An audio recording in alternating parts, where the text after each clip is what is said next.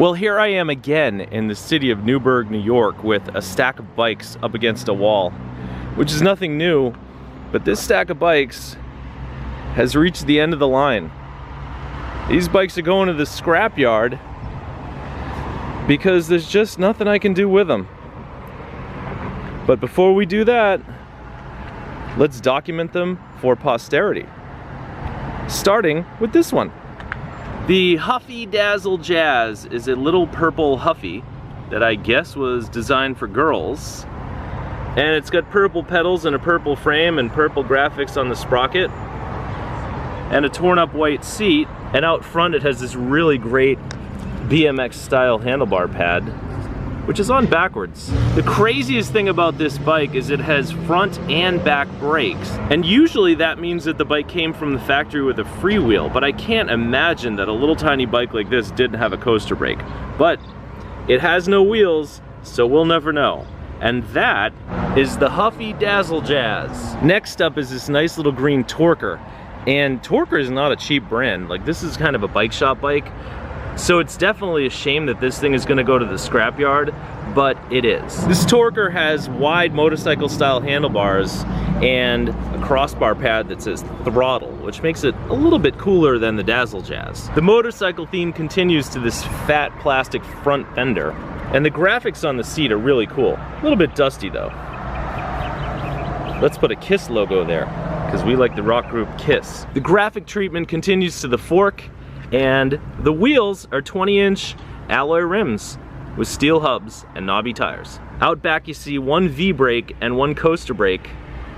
So I guess this bike was designed for kind of a little kid, maybe 6, 8 years old, to learn how to ride a bike. And that's the Torker Throttle. What's next? When I was about 19, my friends and I found one of these Kent super scooters in the garbage, and we had so much fun. We would jump this thing off of anything. We totally bent the frame. The Kent super scooter is basically a rip-off of the Mongoose Mini Scoot and all the other BMX scooters that were available at the time. But it's got its own aesthetic, it's got bold graphics, it has this fantastic orange paint. So I think as far as department store scooters go, this thing is in a class all of its own. And just like the scooter that I had when I was a teenager that we got out of the garbage, this thing is totally ground up. Probably from hitting curbs and bottoming it out by A. Windrum, whoever that is. Leave the guy alone, don't Google him. The super scooter has little 14-inch sort of fake Peregrine mags and white fake Comp 3 tires, which are kind of weird on a freestyle scooter, but they do the job, even though they're perpetually flat. Now, every scooter has a deck, and that's where you can really go wild with graphics, and Kent, well, they went really wild with these graphics. Like, look, it says Kent, and it has some lines on it. But we'll forgive them there, because it keeps the theme of the rest of the scooter going, and it gives you a place to put your feet. And last but not least, the Kent 7140 freestyle scooter fork. I don't know exactly what 7140 means, but I'll take it. And that is the Kent super scooter, which holds a place in my heart, and so I'm kind of reluctant to bring it to the scrapyard, but I will anyway, because it's been sitting in my backyard for like 3, 4, 5 years now. Next in the scrap pile is this really cool little girl's Huffy. It's got like a red and white frame and all kinds of cool stuff on it, so let's check it out. Up front here it has wide, flat, kind of motorcycle-y handlebars that were all the rage back in the 70s. And the theme continues to these motorcycle-y grips, which are pretty comfortable. Right here you can see the fork crown, which is 3 flat plates of steel and a chrome cap, and it really looks cool. And the front fender, well, maybe that has seen better days. At the bottom of the fork you find just an ordinary steel hub with safety washers, but then you have this really cool, I don't want to say hexagonal, but it's kind of like a 3-dimensional rim with a totally flat knobby tire that's all cracked and aged. But that's a cool rim. And speaking of cool, it does not get much more cool than this gusset right here. You know, with your deluxe gusset hole, and then the sort of strawberry shortcake graphics. And I don't know if this bike predated Strawberry Shortcake or if Strawberry Shortcake predated this bike, but either way, it's kind of a matching pair of 80s nostalgia, even though this bike was probably made in the 70s. Now the seat is just beautiful. It's all torn up and everything, but it's still beautiful. I don't know if this started red or pink, if it's faded or what. It's got this Huffy logo on the back and these graphics. And this thing, you know, I just hope one of the guys who works at the scrapyard fishes this out and sells it to somebody. I just don't have the time or patience, and this thing's been sitting for so long.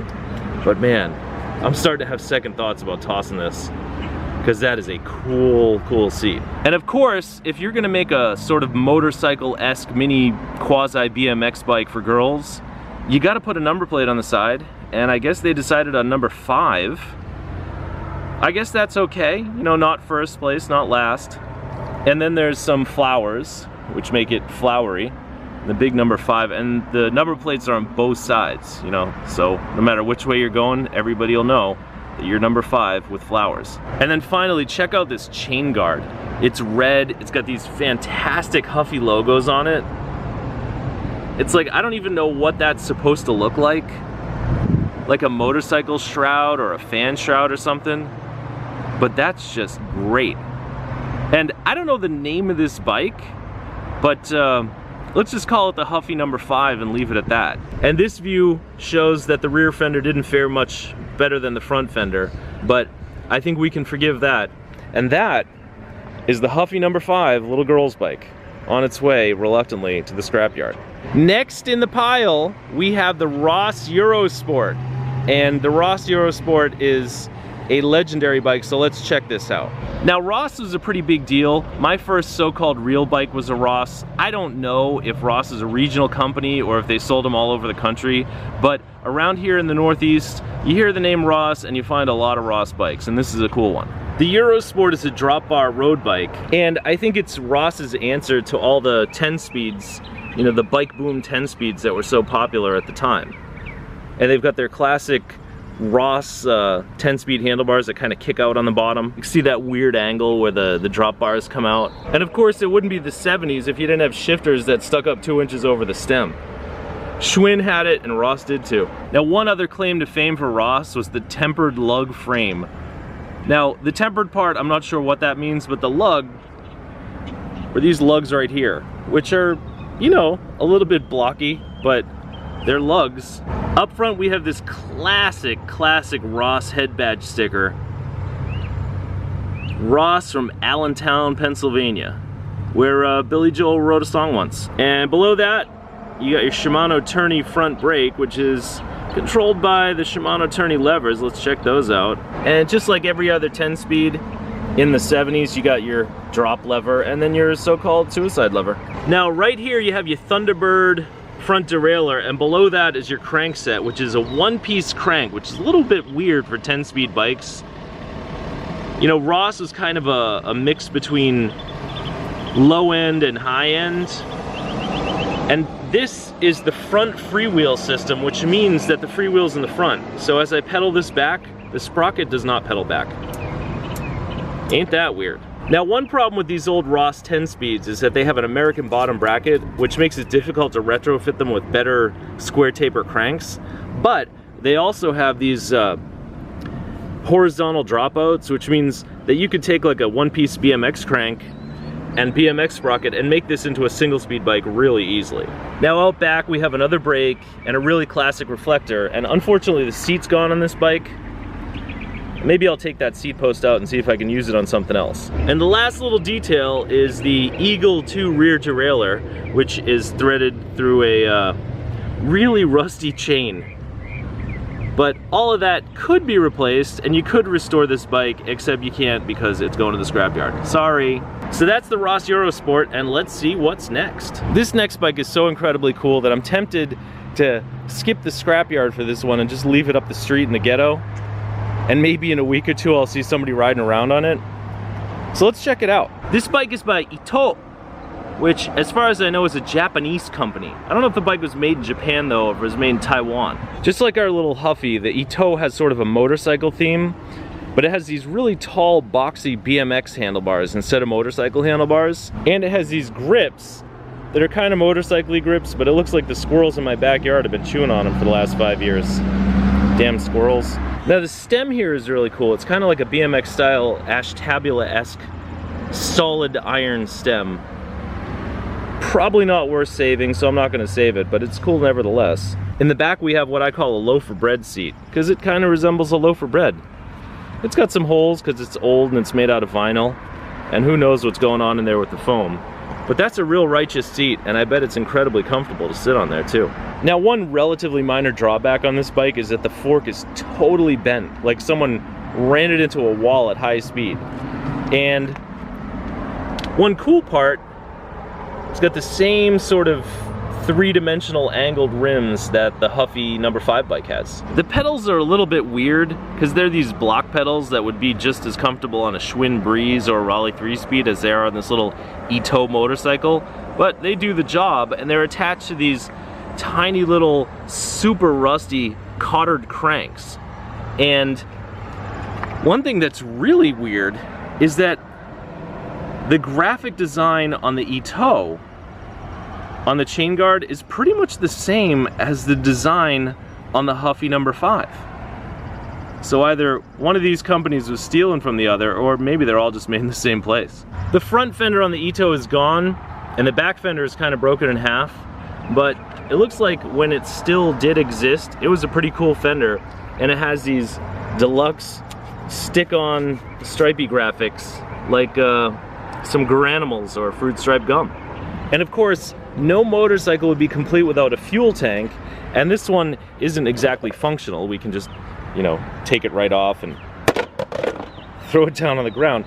But when you take it off, it reveals this really cool kind of double, what is that? Double seat stay, not quite wishbone frame, and the gusset to gusset all gussets, plus this is a lugged frame. So that's your little Ito motorcycle bike, and let's check out what's next. Now you can say what you want about Huffy, but they made a lot of bikes. There's what, 8 bikes here, and 2 of them are Huffys. That's 25%. So let's look at this one, the Huffy 314. See, back in the 70s and 80s, 10-speed bikes were all the rage, and so Huffy wanted to make 10 speeds, and they did. I don't know why they called this one the 314, but let's take a closer look at it. On the front end here, you got these traditional 10-speed drop bars, and in the back, Huffy spared no expense on this deluxe steel quill stem and plastic shifters and handlebar grips that look like your grandma's orthopedic shoes. On the head tube, we have a Huffy logo from Dayton, Ohio, and then a really, really efficient steel brake that, believe it or not, stops the bike pretty well. This is what you call a quilted seat because it kind of looks like quilted toilet paper, I guess. And it was a pretty seat in a nice pink color, but now it's kind of all grimy and moldy and disgusting. So I'm going to skip the part where I clean it up with 409 and just toss it in the scrapyard. Sorry. Now, even if you're making low-end, cheap department store bikes, it's always important to let people know that you're making them in the USA, right in Dayton, Ohio. Out back here, we have another steel brake and a big reflector, just in case you want to ride at night. Safety tip, don't ever ride at night. On the down tube, we have a traffic jam of pink cables for the brakes and derailleurs. Up front here, you have a derailleur, and out back here, you have a Tecra derailleur. And despite their ordinary appearance, I bet these derailleurs worked adequately, at least considering the price point of this bike, which is probably pretty cheap. Then you have what you call rat trap pedals, and a steel chain ring, and another steel chain ring, and a steel sprocket protector, and one-piece cranks. And again, on a cheap bike, it's not the end of the world. It'll get you from point A to point B. And finally, my favorite part, the rusty 5-speed rear freewheel with a rusty, crusty, frozen solid chain snaking in and out of the derailleur.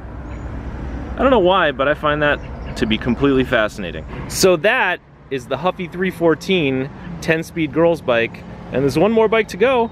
So let's see what that is. Last but not least, leaning up against the wall before it goes to the scrapyard, the Tropez Tropez, number 421, girls 10-speed bike. I don't know too much about Tropez or Tropez or however you pronounce it, but they definitely, like most bike brands in the 80s, they definitely made some really interesting bikes.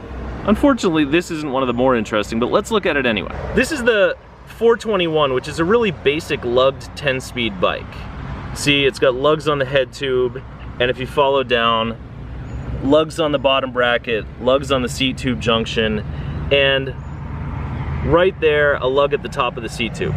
So it's a pretty cool frame. Now out front you have typical steel drop bars with typical steel brake levers. But this stem is kind of surprising in that it has sort of a weird Art Deco aesthetic to it. It looks like an old tabletop tube radio or something. And the bolt comes right through the top and goes through the bottom, which is kind of an unusual configuration. Possibly the coolest feature of this bike is the head tube badge, which is just like this nice little enameled brass badge with a great little logo on it. Kind of reminds you of Twisted Sister. And then down below that, a brake that looks like it was stamped out of, let's say, a used TV dinner tray. Sorry, but that's a crappy brake. Now, before I forget, this bike came from Vales Gate Cycle in New Windsor. If you're local to this area, or even a transplant like me, you know all about Vales Gate Cycle. So, shout out to George at Vales Gate Cycle. How's it going, buddy? Now, as far as 10-speed bike saddles go, this one is about as nondescript as you could get. I don't know if it's comfortable or not because I've never sat on it, but it's probably way more comfortable than sitting on a bare post like on that Ross. Out back we have another crappy rusty brake and a really cool reflector. I like retro reflectors, they're fun. And here's some more rat trap pedals attached to a really rusty crankset. See, there's different grades of chrome plating, and if you use cheap chrome, then the rust on that chrome is going to be impossible to remove, and it's also going to be really ugly. And that's what kind of chrome they used on this bike, unfortunately. But on the bright side, this bike does have a European bottom bracket. So if you did want to upgrade it, you could upgrade it pretty easily to a square taper bottom bracket and a better crankset. Now right here you can see the seat tube logo and the side of the brake and the side of the tire. The logo is pretty cool. The rest of it, not so much. And back here, if we remove these leaves, we can find a pretty ordinary looking steel rear hub and a pie plate and a 5-speed freewheel, which is rusty and equipped with a rusty chain. And you know how much I like rusty stuff, so that's all good for me. The rims are really ordinary 26-inch steel rims, chrome plated, rusty, with deluxe flat tires. Probably understandable for a bike in this price range, just neglected and deteriorated, that's all. One nice touch on this bike is that it has alloy shifters, and although they're stem shifters, they don't go all the way up to the moon like on some of the Schwinn's and other bikes that I've seen. But I've never heard of this company before. It's called Long U. So whoever heard of Long U shifters, they look like they work fine, and they're still tight. And if you're gonna have a Long U shifter, you might as well have a Long U derailleur, and this is the Long U DNP. And out in the back, the Long U DNP GX rear derailleur. Never heard of that before, and I'm gonna guess I'll probably never hear of it again. So that's the Tropez or Tropez 421, a vintage girls 10-speed, kind of a basic budget bike, but pretty cool nevertheless. And now I'm gonna bring it over here, and I'm gonna toss it on the pile with all the other bikes that are going to the scrapyard today. Every once in a while, if you got a bunch of bikes in your backyard, you gotta give up, throw in the towel, bring them to the scrapyard, and for $8 like this, it's totally worth it because I'll get like, you know, $8. So, from the city of Newburgh, New York, in front of a pile of bikes, that's all. Thanks for watching.